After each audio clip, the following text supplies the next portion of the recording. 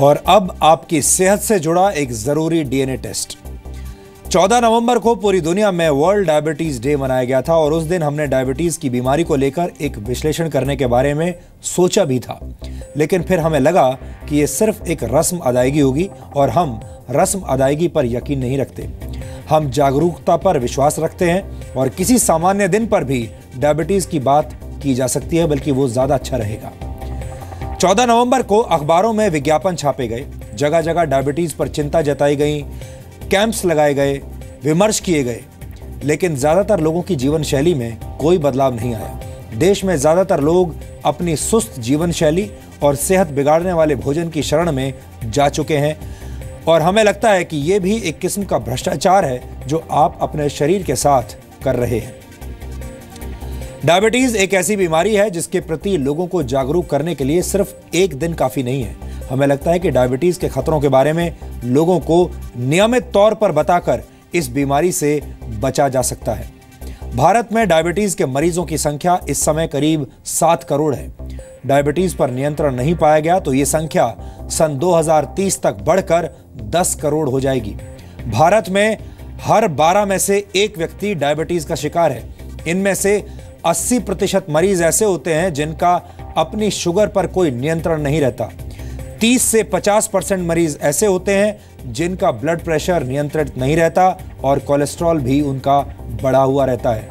पूरी दुनिया में करीब 41 करोड़ लोग डायबिटीज का शिकार हैं। डायबिटीज के 75% मरीज गरीब और मध्यम आय वर्ग वाले देशों में पाए जाते हैं। आपको पता होना चाहिए कि भारत भी एक निम्न मध्यम आय वाला देश है। डायबिटीज से हर साल पूरी दुनिया में करीब 50 लाख लोगों की मौत हो जाती है।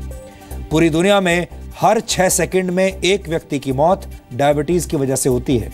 डायबिटीज के करीब 46% मरीज ऐसे होते हैं जिन्हें यह पता ही नहीं होता कि उन्हें डायबिटीज हो चुकी है। ऐसे मरीजों में डायबिटीज के लक्षण काफी बाद में दिखाई देते हैं।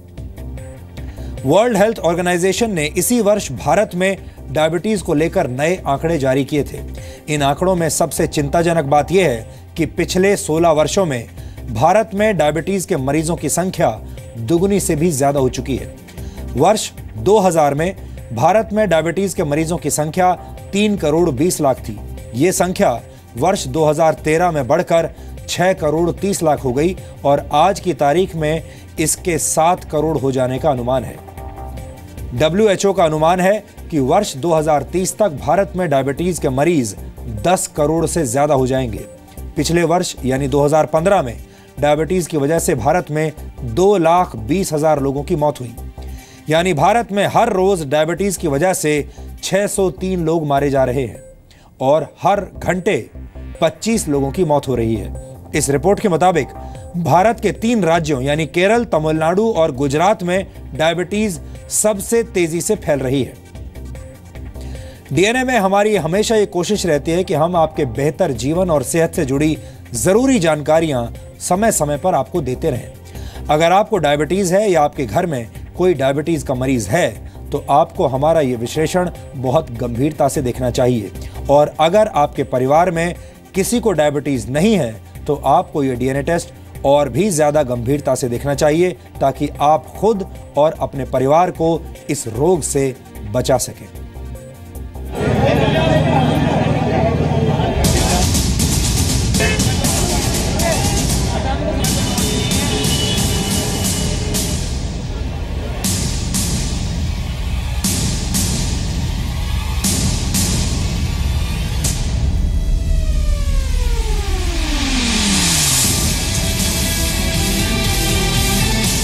शुगर पर सर्जिकल स्ट्राइक करते हुए अपने जीवन की 4 दीवारी चीनी को टाटा बाय बाय बोल दीजिए।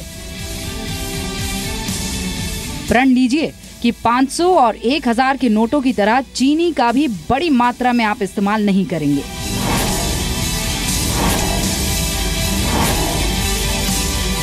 अगर आप ये प्रण नहीं लेंगे तो हो सकता है कि आपको एटीएम के बाहर नहीं बल्कि डॉक्टर की क्लिनिक के बाहर हर हफ्ते या हर महीने कतार में खड़ा होना पड़े। मुझे रसगुल्ला हो या फिर गुलाब जामुन हो, जलेबी, इमरती, मुझे सब कुछ बहुत पसंद है। I love sweets. जाहिर सी बात है पेट से सारी बीमारी बनती है तो ऑब्वियसली बीमारी तो हो ही जाती है। पूरी फैमिली में सबसे ज़्यादा मीठा मैं ही खाता हूँ। कोई भी मिठाई आ जाए, बाकी आजकल एवरीबडी इज कॉन्शियस नहीं खाते, मैं बिल्कुल I am like mad around the sweets. Obviously थोड़ा सा वेट का रहता है, लेकिन हाँ अदरवाइज ऑब्वियसली इफ मुझे मौका मिले तो I will have every day. अभी भी मेरे पॉकेट में 10 रुपीज है, कुछ टॉफी मिले तो मैं खाऊं। भारत में डायबिटीज के मरीजों की संख्या 7 करोड़ है। इन लोगों के शरीर में घुली शुगर शरीर की सेहत वाली तिजोरी से तंदुरुस्ती वाला धन चुराकर उसमें बीमारियां जमा कर रही है। भारत के लोगों को चीनी की लत लग गई है। इसलिए डॉक्टर कह रहे हैं sugar is the new tobacco, यानी चीनी नए तरह का तंबाकू सेवन है। तंबाकू लत ज्यादातर लोगों को बड़े होने के बाद लगती है, लेकिन ज्यादा मीठा खाने की आदत बचपन को भी जहरीला बना रही है। जैसे टोबैको खाने से आदमी को अच्छा लगता है, उसको फिर और इच्छा होती है खाने की, क्योंकि कुछ हार्मोन्स, कुछ बायोकेमिकल चेंजेस ऐसे ब्रेन में आते हैं जिससे उसको अच्छा लगने लगता है। उसी प्रकार अगर हम शुगर लेते हैं तो हमारे ब्रेन में डोपामिन रिलीज होता है, डोपामिन हमको अच्छा लगता है तो हम और खाना चाहते हैं। अब इसमें एक अच्छी बात, बुरी बात यह है कि जो छोटे बच्चे हैं, younger it is more addiction it is. चीन में बने सामान का बहिष्कार करने वाला देश अगर चीनी से बने सामान का बहिष्कार नहीं करेगा तो जल्द ही ये मीठा भारत के लोगों की जिंदगी में कड़वाहट घोल देगा। भारत में डायबिटीज और डायबिटीज के साथ होने वाली बीमारियों की संख्या लगातार बढ़ रही है। 2016 में डायबिटीज के करीब 10 लाख नए मरीजों की पहचान की गई। इसी तरह हाइपरटेंशन के 14,93,000 मरीज सामने आए, जबकि ऐसे लोग जिनका दिल 2015 और 16 में जवाब देने लगा, उनकी संख्या करीब 90,000 थी। जो शुगर स्वीटेंड बेवरेजेस जो हम बोल रहे हैं, जो हम इनडायरेक्टली ले रहे हैं फॉर्म्स ऑफ शुगर, उनमें क्योंकि वो बाहर की चीज़ें हैं, उन पर अगर टैक्स ज़्यादा बढ़ा दिया जाए, मतलब ये एक सजेशन सब दे रहे हैं, तो उनमें टैक्स बढ़ा दिया जाए और जो बाकी चीज़ें नेचुरल फॉर्म्स हैं हमारा, जैसे ये है फ्रूट्स हैं या वेजिटेबल्स हैं, उसका टैक्स कम कर दिया जाए तो हम नेचुरल फॉर्म्स ज़्यादा लेंगे जो हमारी सेहत के लिए फ़ायदेमंद भी हैं, रादर दैन कि ये जो अलग फॉर्म्स हैं जिनमें कि हमें पता भी नहीं चलता कि हम कितने शुगर के फॉर्म्स ले रहे हैं। भारत में डायबिटीज के इलाज का खर्च भी बढ़ता जा रहा है। अगले 5 सालों में डायबिटीज के इलाज पर हर साल करीब 50,000 रुपए प्रति व्यक्ति खर्च आएगा। 10 वर्षों के बाद ये खर्च बढ़कर 80,000 रुपए प्रति व्यक्ति तक पहुंच चुका होगा, जबकि 20 वर्षों के बाद भारत में डायबिटीज के एक मरीज को अपने इलाज पर करीब 3 लाख रुपए प्रति वर्ष खर्च करने होंगे। यानी नए नोट और नई अर्थव्यवस्था भी आपको डायबिटीज पर खर्च करने से नहीं रोक पाएगी। इंडिविजुअल लेवल इंटरवेंशन करना पड़ता है कि आप उसे सिखाएंगे थ्रू बिहेवियरल टेक्निक्स कि अपना शुगर रिडक्शन कैसे करें and substitute with more healthier alternatives. But similar same is कि denormalize sugar use, like you denormalize smoking और you denormalize tobacco use, it's bad for your health. So similarly आपको ये denormalize करना पड़ेगा, तभी it's going to work. Diabetes अपने आप में बीमारियों का एक समूह है जो आपकी आंखों, आपके दिल, आपके तंत्रिका तंत्र यानी नर्वस सिस्टम, मसूड़ों, किडनी और पैरों को भी नुकसान पहुंचाती है। बहुत से लोग आपको आपकी अच्छी सेहत के लिए चाय छोड़ने की सलाह देते होंगे जो आपसे छूटती नहीं होगी, पर हम आपको ये बता रहे हैं कि आपकी चाय की प्याली में असल आपकी सेहत का दुश्मन अगर कोई है तो वो है ये शुगर क्यूब्स यानी कि चीनी। चीनी को अगर आप अपनी चाय से निकाल दें अगर हो सके तो, या फिर कम से कम कर दें, तो फिर ये चाय आपकी सेहत की दोस्त होगी, क्योंकि आप सबसे बड़ा दुश्मन चीनी उसमें से निकाल चुके होंगे। डायबिटीज से डरने की जरूरत नहीं है। अच्छी बात यह है कि ये गंभीर रोग थोड़ी सी एहतियात बरतते ही आपकी दुनिया से दूर चला जाता है। दिन भर में कम से कम 8 किलोमीटर चलें, प्रोसेस्ड फूड ना खाएं, चीनी और कार्बोहाइड्रेट्स का इस्तेमाल कम से कम करें, अपने वजन को नियंत्रण में रखें, पेट के आसपास की चर्बी को कम करने का प्रयास करें, 6 से 7 घंटे की नींद जरूर लें, और अगर आप 30 वर्ष के हो चुके हैं तो नियमित तौर पर शुगर की जांच जरूर कराएं। इन तरीकों को अपनाने से अगर आपको डायबिटीज है तो वो कंट्रोल हो जाएगी, और अगर नहीं है तो उम्मीद है कि कभी नहीं होगी।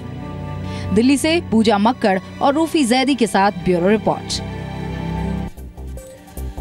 अब आप समझ गए होंगे कि डायबिटीज भारत के लिए कितनी खतरनाक बीमारी बन चुकी है। यहाँ आपको ये भी बता दें कि ये डायबिटीज देश को कितनी महंगी पड़ रही है। पूरे भारत में डायबिटीज के इलाज में सालाना करीब 1.5 लाख करोड़ रुपए खर्च होते हैं, जबकि भारत सरकार का खुद का कुल स्वास्थ्य बजट सिर्फ 38,900 करोड़ रुपए का है। यानी भारत के हेल्थ बजट से करीब 4 गुना ज्यादा पैसा अकेले डायबिटीज के इलाज पर खर्च होता है। WHO ने इस बार 7 अप्रैल को वर्ल्ड हेल्थ डे का थीम भी डायबिटीज को ही बनाया था, ताकि दुनिया को डायबिटीज के बढ़ते खतरों के प्रति जागरूक किया जा सके। डायबिटीज की सबसे बड़ी वजह है आपका सुस्त लाइफस्टाइल और खान-पान की गलत आदतें। इसलिए हमारी आपको सलाह है कि आप अपनी दिनचर्या ठीक कर लीजिए, संतुलित भोजन कीजिए, वक्त पर भोजन लीजिए, अपने वजन पर नियंत्रण रखिए और अगर आप 30 साल से ज्यादा उम्र के हैं तो थोड़े थोड़े अंतराल पर अपनी ब्लड शुगर चेक करवाते रहिए। आपको व्यायाम हर रोज करना चाहिए। इस तरह आप जीवन शैली की वजह से होने वाली डायबिटीज से खुद को बचा पाएंगे। और डीएनए में अब हम आज का सबसे भावुक विश्लेषण करेंगे, जिसके केंद्र बिंदु में अबूझमाड़ के मासूम बच्चे हैं, जो आज जी न्यूज के स्टूडियो आए थे और उन्होंने जी न्यूज की पूरी टीम के साथ कुछ भावुक लम्हे बिताए। ये बच्चे उस अबूझमाड़ के निवासी हैं जिसकी पहेली आज तक कोई भी सुलझा नहीं पाया। इस इलाके के बारे में कहा जाता है कि यहाँ कोई नहीं जा सकता। यहाँ सरकार का नहीं बल्कि नक्सलवादियों का राज चलता है। यहाँ ऐसा घना जंगल है जहाँ सूरज की किरणों का पहुंचना भी मुश्किल होता है। इसे नक्सलवादियों का सबसे सुरक्षित अड्डा और गढ़ माना जाता है। यहाँ घुसना किसी के लिए भी जानलेवा साबित हो सकता है और इसीलिए मीडिया भी वहां कभी जाता नहीं। लेकिन आज छत्तीसगढ़ के नारायणपुर जिले के छोटे से गांव के इन 44 बच्चों ने जिंदगी में पहली बार उस दुनिया को देखा जिससे वो पूरी तरह अनजान थे। इन बच्चों ने जीवन में पहली बार ट्रेन को देखा और ट्रेन की यात्रा की, दिल्ली आकर मेट्रो में सफर किया, राष्ट्रपति भवन, इंडिया गेट और प्रधानमंत्री कार्यालय देखा। इसके बाद उन्होंने जी न्यूज के स्टूडियो में आकर यह भी समझने की कोशिश की कि कैसे उनके गांव के आसपास की खबर टीवी के जरिए पूरे देश में पहुंचती है। ये बच्चे मुड़िया और हलबा जैसी उन जनजातियों के हैं जो आज भी अबूझमाड़ के जंगलों में रहती हैं और उनके पास आधुनिक तो क्या, मूलभूत सुविधाएं भी नहीं पहुंचती। हालांकि अब बदलाव की हवा उनके गांवों तक पहुंचने लगी है। ये बच्चे जब वापस जाएंगे तो अपने साथ अपने पूरे गांव के लिए संदेश लेकर जाएंगे कि यह देश बहुत खूबसूरत है और उस तस्वीर से बिल्कुल अलग है जो अब तक नक्सलवादी उन्हें दिखाते रहे हैं। आपको बता दूं कि अबूझमाड़ का इलाका आकार में लगभग फिजी या साइप्रस जैसे देशों के बराबर है, लेकिन इसके बारे में बहुत कम लोगों को जानकारी है।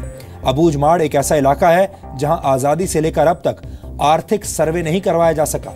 इस इलाके को नक्सलवादियों का बेस एरिया यानी मुख्य ठिकाना माना जाता है। यहाँ रहने वाले स्थानीय आदिवासी नक्सलवादियों को दादा कहकर पुकारने पर मजबूर हैं। अबूझमाड़ में नक्सली अपनी सरकार चलाते हैं जिसे वो जनताना सरकार कहते हैं। आपको जानकर यह भी हैरानी होगी कि अबूझमाड़ में रहने वाले ज्यादातर आदिवासियों के पास अपना पक्का मकान नहीं है और वो जंगलों में ही रहते हैं। उनके पास जरूरत की बुनियादी चीजें भी नहीं है। सड़क, बिजली, पानी, शौचालय, अस्पताल और स्कूल यहाँ बिल्कुल गायब है।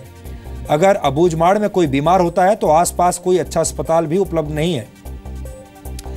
अभी हमने जिन बच्चों की तस्वीर आपको दिखाई उनमें से कुछ बच्चे ऐसे भी हैं जिनका घर स्कूल के हॉस्टल से 90 किलोमीटर दूर है।